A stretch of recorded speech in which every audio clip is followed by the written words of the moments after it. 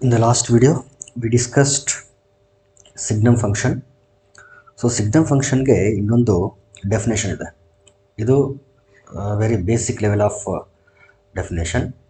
So usual ಆಗಿ ಇದನ್ನು ಇನ್ನೊಂದು ರೀತಿ ಸ್ಟ್ಯಾಂಡರ್ಡ್ ಆಗಿ ಡಿಫೈನ್ ಮಾಡ್ತಾರೆ. ಅದು ಹೆಂಗೆ ಅಂತಂದರೆ, so f of x is equal to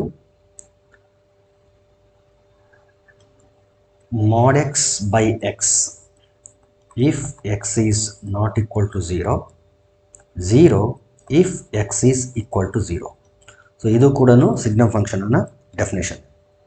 so 1 0 -1 ಆ ರೀತಿ ಡಿಫೈನ್ ಮಾಡಿದ್ರು ಕೂಡ ಸಿಗ್ನಮ್ ಫಂಕ್ಷನ್ ಡೆಫಿನೇಷನ್ನೇ ಇಲ್ಲಿದೆಯಲ್ಲ.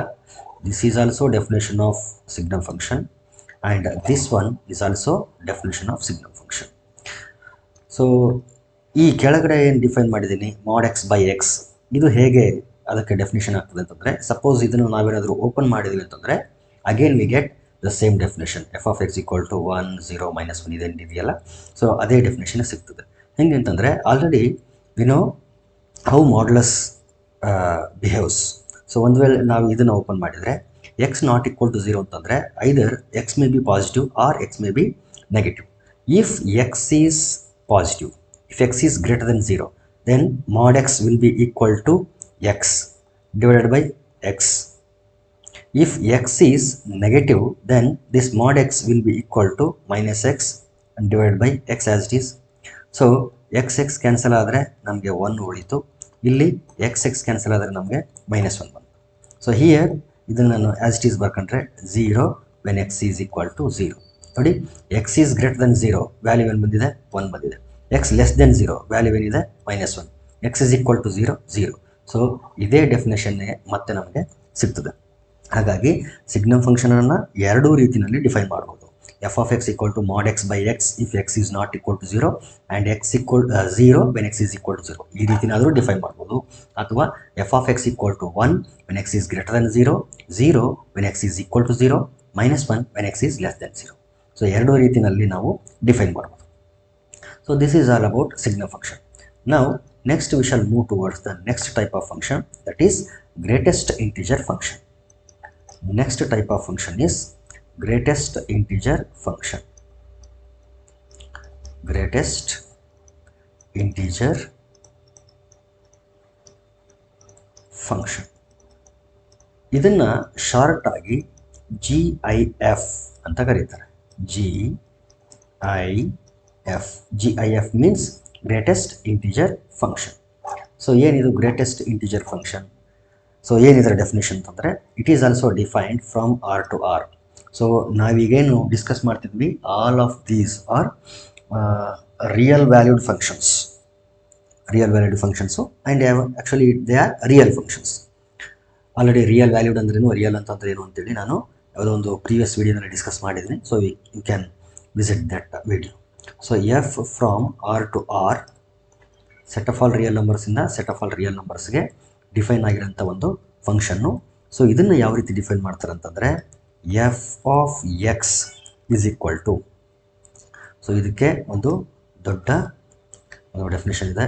ಏನಂದರೆ 0 when x lies in between 0 and 1, -1 ಬೇಡ, ಮೊದಲಿಗೆ 0 ಮಧ್ಯದಲ್ಲಿ ಬರೆದು ಬಿಡ್ತೀನಿ ನಾನು. Yes, 0 when x lies in between 0 and 1, -1 if x lies in between -1 and 0, -2 if x lies in between -2 and -1. Similarly 1 when x lies in between 1 and 2, 2 when x lies in between 2 and it is x, 2 and 3, and so on and so on. This is the definition of greatest integer function. ಸ್ವಲ್ಪ ಇಲ್ಲಿ confuse ಆಗ್ತದೆ, but ಅರ್ಥ ಮಾಡ್ಕೊಂಡ್ರೆ ಅದರಲ್ಲಿ ಏನು confusion ಇಲ್ಲ. ಏನು ಅಂತಂದರೆ, ಹೆಸರೇ ಹೇಳ್ತದೆ ಗ್ರೇಟೆಸ್ಟ್ ಇಂಟಿಜರ್ ಫಂಕ್ಷನ್. ಸೊ ಇದನ್ನು ಆ್ಯಕ್ಚುಲಿ ಹೆಂಗೆ ಬರೀತಾರೆ ಅಂತಂದರೆ, f of x equal to ಈ ರೀತಿ ಒಂದು ಸ್ಕ್ವೇರ್ ಬ್ರ್ಯಾಕೆಟಲ್ಲಿ ಬರೀತಾರೆ. ಕೆಲವರು ಈ ರೀತಿ ಬರೀತಾರೆ, ಇನ್ನು ಕೆಲವರು ಯಾವ ರೀತಿ ಬರೀತಾರೆ ಅಂತಂದರೆ ಹಿಂಗೆ ಬರೀತಾರೆ. ಇದಕ್ಕೆ ಗ್ರೇಟೆಸ್ಟ್ ಇಂಟಿಜರ್ ಫಂಕ್ಷನ್ಗೆ ಇನ್ನೂ ಒಂದು ಹೆಸರಿದೆ, ಏನು ಅಂತಂದರೆ ಫ್ಲೋರ್ ಫಂಕ್ಷನ್ ಅಂತ ಕೂಡ ಹೆಸರಿದೆ. ಇದಕ್ಕೆ ಫ್ಲೋರ್ ಫಂಕ್ಷನ್ ಅಂತ. ಯಾಕೆ ಅದಕ್ಕೆ ಫ್ಲೋರ್ ಫಂಕ್ಷನ್ ಅಂತ ಕರೀತಾರೆ ಅಂತ ನಾನು ಹೇಳ್ತೀನಿ. F of x equal to ಈ ರೀತಿ ಕೆಳಗಡೆ ಬೆಂಡಾಗಿರುತ್ತೆ, ಈ ರೀತಿಯೂ ಬರೀತಾರೆ, ಇನ್ನು ಕೆಲವರು ಈ ರೀತಿ ಕೂಡ ಬರೀತಾರೆ. ಸೊ ಎರಡನ್ನೂ ಅದೇ. ಸೊ ಏನಿದೆ ಇದರಲ್ಲಿ ಡೆಫಿನೇಷನಲ್ಲಿ ಅಂತಂದರೆ, ಒಂದು ವೇಳೆ ಇನ್ಪುಟ್ ವ್ಯಾಲ್ಯೂ ಏನಾದರೂ 0 ಆಗಿದ್ದರೆ ಔಟ್ಪುಟ್ಟು 0ನೇ ಬರಬೇಕು. ಇಲ್ಲ 0 ಮತ್ತು 1 ನಡುವೆ ಇತ್ತು ಅಂತಂದರೆ ಔಟ್ಪುಟ್ ಏನು ಬರಬೇಕು, 0 ಬರಬೇಕು ಅಂತ. ಇನ್ಪುಟ್ ಏನಾದರೂ -1 ಆಗಿತ್ತು ಅಂತಂದರೆ ಔಟ್ಪುಟ್ -1 ಇರಬೇಕು. -1 ಮತ್ತು 0 ನಡುವೆ ಇತ್ತು ಅಂತಂದ್ರೂ ಕೂಡ ಔಟ್ಪುಟ್ ಏನು ಬರಬೇಕು, -1 ಬರಬೇಕು. If input is equal to -2 then output should be equal to -2. If the input is lying in between -2 and -1, then also the value should be -2. Similarly, if the input value is 1, then output should be equal to 1. If the input value is lying between 1 and 2, then output should be 1. ಅಥವಾ x equal to 2 ಆಗಿದ್ದರೆ 2 ಬರಬೇಕು, 2 ಮತ್ತು 3 ನಡುವೆ ಇದ್ದರೆ 2 ಬರಬೇಕು. ಏನಿದು ಅಂತಂದರೆ ನೋಡಿ, ಗ್ರೇಟೆಸ್ಟ್ ಇಂಟಿಜರ್ ಫಂಕ್ಷನ್ ಅಂತಂದರೆ ಇಂಟಿಜರ್ ವಿಚ್ ಈಸ್ ಗ್ರೇಟೆಸ್ಟ್. ಅಂದರೆ ಇಲ್ಲಿ ನೋಡಿ, ಒಂದು ಸಿಂಪಲ್ ಎಕ್ಸಾಂಪಲ್ ತಗೊಂಡು ನಾನು ನಿಮ್ಗೆ ಹೇಳ್ತೀನಿ. 2.5 ಇತ್ತು ಅಂತಂದರೆ ನಂಬರ್ ಲೈನ್ ಮೇಲೆ 2.5 ಇದು ಇನ್ಪುಟ್. ಇದು ನಂಬರ್ ಲೈನ್ ಮೇಲೆ ಎಲ್ಲ ಇರ್ತದೆ. ಇಲ್ಲಿ -1 ಇರುತ್ತೆ, ಇಲ್ಲಿ 0 ಇರುತ್ತೆ, ಇಲ್ಲಿ 1 ಇರುತ್ತೆ, ಇಲ್ಲಿ 2 ಇರುತ್ತೆ, ಇಲ್ಲಿ 3 ಇರುತ್ತೆ, ಇಲ್ಲಿ 4 ಇರುತ್ತೆ. ಇದರ ಅರ್ಥ ಏನು? 2.5 ಅಂದರೆ ಎಫ್ ಆಫ್ 2.5 ಅಂತ ಅರ್ಥ. ಇದು ಎಫ್ ಆಫ್ 2.5. ಸೊ ಅದನ್ನು ನಾವು ಸಿಂಬಾಲಿಕಲಿ ಈ ರೀತಿ ಬರ್ತೀವಿ 2.5. ಸೊ ಇದರ ಔಟ್ಪುಟ್ ವ್ಯಾಲ್ಯೂ ಏನು ಬರಬೇಕು ಅಂತಂದರೆ 2.5ವರೆಗೂ ಇರುವಂತಹ ಇಂಟಿಜರ್ಸ್ಗಳಲ್ಲಿ ಗ್ರೇಟೆಸ್ಟ್ ಇಂಟಿಜರ್ ಯಾವುದೋ ಅದನ್ನು ಬರೀರಿ ಅಂತ ಅರ್ಥ. ಅದೇ ಈ ಹೆಸರಿನ ಅರ್ಥ, ಗ್ರೇಟೆಸ್ಟ್ ಇಂಟಿಜರ್ ಫಂಕ್ಷನ್. ಅಂದರೆ ಇನ್ಪುಟ್ ವ್ಯಾಲ್ಯೂ ಏನು ನಾವು ಕೊಟ್ಟಿರ್ತೀವಿ ಅಲ್ಲಿವರೆಗೂ ಇರುವಂಥ ಇಂಟಿಜರ್ಸ್ಗಳಲ್ಲಿ ಗ್ರೇಟೆಸ್ಟ್ ಇಂಟಿಜರ್ ಯಾವುದು. ಆ್ಯಕ್ಚುಲಿ 2.5 ಎಲ್ಲಿದೆ ಅಂತಂದರೆ ಇಲ್ಲಿಲ್ಲೋ ಇರ್ತದೆ. It is 2.5. ಇದು ಇನ್ಪುಟ್ ವ್ಯಾಲ್ಯೂ. ಇದು ಔಟ್ಪುಟ್ ಏನು ಬರಬೇಕು ಅಂತಂದರೆ 2.5ವರೆಗೂ ಇರುವಂಥ ಇಂಟಿಜರ್ಸ್ಗಳಲ್ಲಿ ಗ್ರೇಟೆಸ್ಟ್ ಇಂಟಿಜರ್ ಯಾವುದು. 2.5ವರೆಗೂ ಇರೋಂಥ ಇಂಟಿಜರ್ಸ್ಗಳಲ್ಲಿ ಇಂಟಿಜರ್ಸ್ ಅಂತಂದರೆ ಯಾವುದು? 2, 1, 0, -1, -2, -3, -4 ಇವೆಲ್ಲನೂ ಯಾವ ಇಂಟಿಜರ್ಸ್ಗಳು ಅಂತಂದರೆ 2.5ಗಿಂತಲೂ ಕಡಿಮೆ ಇರೋಂಥ ಇಂಟಿಜರ್ಸ್ಗಳು. ಸೊ 2.5ವರೆಗೂ ಇರೋಂಥ ಇಂಟಿಜರ್ಸ್ಗಳ ಗ್ರೇಟೆಸ್ಟ್ ಯಾವುದು ಅಂತಂದರೆ 2. ಸೊ ಇಫ್ ಇನ್ಪುಟ್ ಈಸ್ 2.5 ಅಂತಂದರೆ ಯಾವುದ್ರ ನಡುವೆ ಇದೆ ನೋಡಿ? 2 ಮತ್ತು 3 ನಡುವೆ ಇದೆ. 2 ಮತ್ತು 3 ನಡುವೆ ಇನ್ಪುಟ್ ಇರೋದ್ರಿಂದ ಔಟ್ಪುಟ್ ಏನು ಬರಬೇಕು? 2 ಬರಬೇಕು. ಒಂದು ವೇಳೆ 2.4 ಅಂತ ಇನ್ಪುಟ್ ಕೊಟ್ಟರೆ ಆವಾಗ ಔಟ್ಪುಟ್ ಏನು ಬರಬೇಕು? 2ನೇ ಬರಬೇಕು. 2.1 ಅಂತ ಕೊಟ್ಟರು ಕೂಡ ಔಟ್ಪುಟ್ಟು 2ನೇ ಬರಬೇಕು. ಯಾಕಂದರೆ 2.1ವರೆಗೂ ಇರೋಂಥ ಇಂಟಿಜರ್ಸ್ಗಳು ಅಂತಂದರೆ 2, 1, 0, -1, -2 ಇವೆಲ್ಲನೂ ಇಂಟಿಜರ್ಸ್ಗಳು. ಸೊ ಇದರಲ್ಲಿ ಹೈಯೆಸ್ಟ್ ಅಥವಾ ಗ್ರೇಟೆಸ್ಟ್ ಇಂಟಿಜರ್ ಯಾವುದು ಅಂತಂದರೆ 2. ಒಂದು ವೇಳೆ 1.9 ಅಂತ ಕೊಟ್ಟರೆ ಇನ್ಪುಟ್ಟು 1.9 ಅಂತ ಕೊಟ್ಟರೆ ಈಗ output value should be equal to 1. ಯಾಕಂದರೆ 1.9ವರೆಗೂ ಇರೋಂಥ ಇಂಟಿಜರ್ಸ್ಗಳಲ್ಲಿ ಗ್ರೇಟೆಸ್ಟ್ ಇಂಟಿಜರ್. ಸೊ 1.9ವರೆಗೂ ಇರೋಂಥ ಇಂಟಿಜರ್ಸ್ ಅಂತಂದರೆ ಯಾವುದು? 1, 0, -1, -2, -3 ಇವು. ಸೊ ಇದರಲ್ಲಿ ಗ್ರೇಟೆಸ್ಟ್ ಯಾವುದು ಅಂತಂದರೆ 1. ಸೊ ಆ 1ನೇ ಇಲ್ಲಿ ಬರಬೇಕು. ಸಿಮಿಲರ್ಲಿ ಇಲ್ಲಿ ನೋಡಿ, 2 ಮತ್ತು 3 ನಡುವೆ ಇರೋಂಥ ಇಂಟಿಜರ್ಸು, 2 ಮತ್ತು 3 ನಡುವೆ ಇರೋಂಥ ಯಾವುದೇ ಇಂಟಿಜರ್ ತೊಗೊಂಡ್ರು, ಯಾವುದೇ ಒಂದು ರಿಯಲ್ ನಂಬರ್ ತೊಗೊಂಡ್ರು ಕೂಡ ಅಲ್ಲಿವರೆಗೂ ಯಾವ ಇಂಟಿಜರ್ ಗ್ರೇಟೆಸ್ಟ್ ಆಗ್ತದೆ ಅಂತಂದರೆ 2ನೇ ಆಗ್ತದೆ. ಹಾಗಾಗಿ ಔಟ್ಪುಟ್ ಏನು ಬಂತು? 2 ಬಂತು. 1 ಮತ್ತು 2 ನಡುವೆ ಇರ್ತಕ್ಕಂಥ ಯಾವುದೇ ರಿಯಲ್ ನಂಬರ್ ತೊಗೊಳ್ಳಿ, 1.1, 1.2, 1.3 ಆರ್ 1.9, 1.8 ಈ ಯಾವುದೇ ರಿಯಲ್ ನಂಬರ್ ತೊಗೊಂಡ್ರು ಕೂಡ ಇದೆಲ್ಲ ರಿಯಲ್ ನಂಬರ್ಗಳಿಗೆ ಗ್ರೇಟೆಸ್ಟ್ ಇಂಟಿಜರ್ ಯಾವುದು ಅಂತಂದರೆ 1. ಅಂದರೆ ಇಲ್ಲಿರ್ತಕ್ಕಂಥ ಇಂಟಿಜರ್ಸ್ಗಳ ಅದಕ್ಕಿಂತಲೂ ಕಡಿಮೆ ಇರೋಂಥ ಇಂಟಿಜರ್ಸ್ಗಳಲ್ಲಿ ಗ್ರೇಟೆಸ್ಟ್ ಇಂಟಿಜರ್ 1. ಹಾಗಾಗಿ 1 ಮತ್ತು 2 ನಡುವೆ ಇನ್ಪುಟ್ ವ್ಯಾಲ್ಯೂ ಇದ್ದರೆ ಔಟ್ಪುಟ್ ಏನು ಬರಬೇಕು? 1 ಬರಬೇಕು. ಈ ಕಡೆ ಒಂದು ನೆಗೆಟಿವ್ ತಗೊಳ್ಳಿ. ಯಾವುದು ಅಂತಂದರೆ ಫಾರ್ ಎಕ್ಸಾಂಪಲ್ -0.5 ಇದೆ ಅಂತ ಅನ್ಕೊಳ್ರಿ. -0.5 ಯಾವ ಎರಡು ನಂಬರ್ಗಳ ನಡುವೆ ಇದೆ ಅಂತಂದರೆ -1 ಮತ್ತು 0 ನಡುವೆ ಇದೆ. ಎಲ್ಲಿದೆ? ಇಲ್ಲಿದೆ, -1 ಮತ್ತು 0 ನಡುವೆ. ಸೊ ಈ ರೀತಿ ಇತ್ತು ಅಂತಂದರೆ -0.5ವರೆಗೂ ಇರೋಂಥ ಇಂಟೀಜರ್ಸ್ಗಳು ಅಂತಂದರೆ ಯಾವುದು? ಇದರ ಹಿಂದೆ ಇಲ್ಲಿಂದ ಬರ್ತದೆ 100, -100, -90, -80 ಇವೆಲ್ಲ ಬರ್ತದೆ. -4, -3, -2, -1 ಇಲ್ಲಿವರೆಗೂ ಏನು ಅಂತಂದರೆ ಇಂಟಿಜರ್ಸ್ಗಳು. ಯಾವುದಕ್ಕಿಂತ ಕಡಿಮೆ ಇರೋದು? -0.5ವರೆಗೂ ಇರೋಂಥ ಇಂಟಿಜರ್ಸ್ಗಳು. ಈ ಇಂಟಿಜರ್ಗಳಲ್ಲಿ ದ ಲಾರ್ಜೆಸ್ಟ್ ಇಂಟಿಜರ್ ಅಥವಾ ಗ್ರೇಟೆಸ್ಟ್ ಇಂಟಿಜರ್ ಯಾವುದು ಅಂತಂದರೆ -1. ಹಾಗಾಗಿ -1 ಮತ್ತು 0 ನಡುವೆ ಏನಾದರೂ ಇನ್ಪುಟ್ ಇದ್ದರೆ ಔಟ್ಪುಟ್ ಏನು ಬರಬೇಕು, -1 ಬರಬೇಕು. ಅದೇ ರೀತಿ -1.7 ಅಂತ ಯಾವುದೋ ಒಂದು ಇನ್ಪುಟ್ ವ್ಯಾಲ್ಯೂ ತೊಗೊಂಡ್ರಿ ಅಂತ ಅನ್ಕೊಳ್ರಿ, -1.7.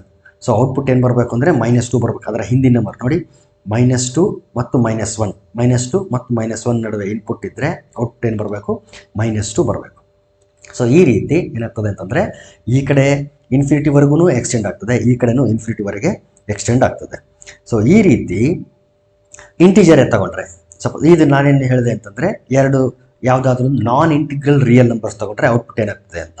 ಸಪೋಸ್ ನಾನೇನಾದರೂ 2 ಅಂತ ಇನ್ಪುಟ್ ತೊಗೊಂಡೆ ಅಂತ ಅನ್ಕೊಂಡ್ರೆ ಔಟ್ಪುಟ್ ಏನು ಬರಬೇಕು ಆವಾಗ ಅಂತಂದರೆ ಸೇಮ್ ಡೆಫಿನೇಷನ್ ಅಪ್ಲೈ ಮಾಡಿ 2ವರೆಗೂ ಇರುವಂಥ ಇಂಟೀಜರ್ಸ್ಗಳಲ್ಲಿ ಹೈಯೆಸ್ಟ್ ಇಂಟೀಜರ್ ಯಾವುದು ನೋಡಿ, ಇದು 2 ನಿಮ್ಮ ಇಂಟೀಜರ್, ಇದು 2.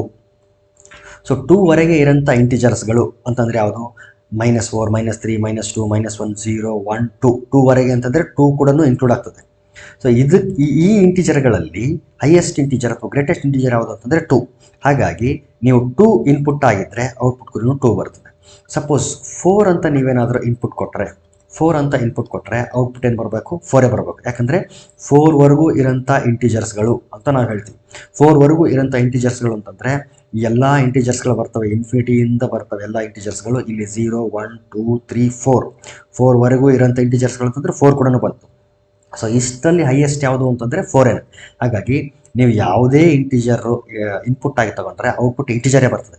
ಹಾಗಾಗಿ ಇಲ್ಲಿ ನೋಡ್ರಿ, -2 ಈಕ್ವಲ್ ಹಾಕಿದ್ದೀವಿ, ಸೊ ಔಟ್ಪುಟ್ ಈಸ್ -2. -1ಗೆ ಈಕ್ವಲ್ ಹಾಕಿದ್ದೀವಿ ಇಲ್ಲಿ, ಸೊ -1. 0ಗೆ ಈಕ್ವಲ್ ಹಾಕಿದ್ವಿ, ಸೊ ಔಟ್ಪುಟ್ 0. 1ಗೆ ಈಕ್ವಲ್ ಹಾಕಿದ್ವಿ 1, 2ಗೆ ಈಕ್ವಲ್ ಹಾಕಿದ್ವಿ 2.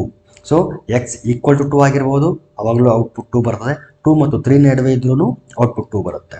x ಈಕ್ವಲ್ ಟು 1 ಆಗಿದ್ದಾಗಲೂ ಔಟ್ಪುಟ್ 1, 1 ಮತ್ತು 2 ನಡುವೆ ಇದ್ದಾಗಲೂ ಔಟ್ಪುಟ್ಟು 1.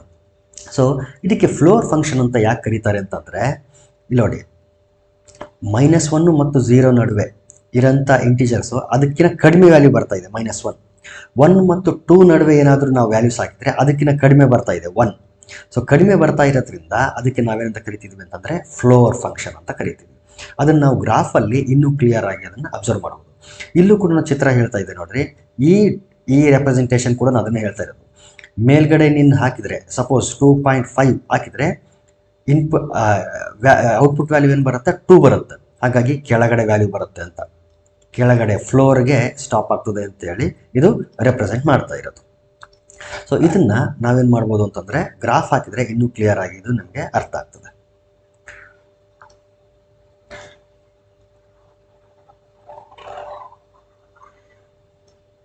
ಎಸ್, ಸೊ ಗ್ರಾಫ್ ಹಾಕೋಣ ಇದಕ್ಕೆ.